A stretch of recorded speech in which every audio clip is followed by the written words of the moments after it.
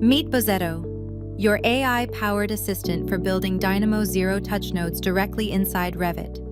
Start with search nodes. Type a plain language description of what you need, hit search, and Bozzetto queries your locally installed packages, the Dynamo package manager online, and a curated semantic index, returning thousands of results sorted by downloads.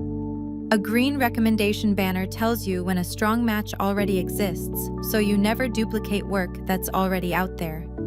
Add results to your shortlist, then export them as a text file for reference. When you're ready to build, open the Build window and go to the Add Node tab. Describe your node in plain language, here, filtering structural columns by size.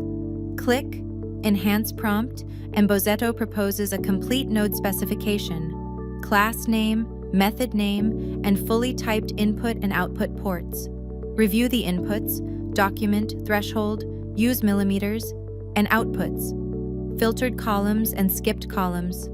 Then click Generate CSA to produce the complete ZeroTouch node code in one step. The generated code follows every Dynamo convention: XML doc comments, named output ports, null safety, and a clean return dictionary, ready to drop into your package.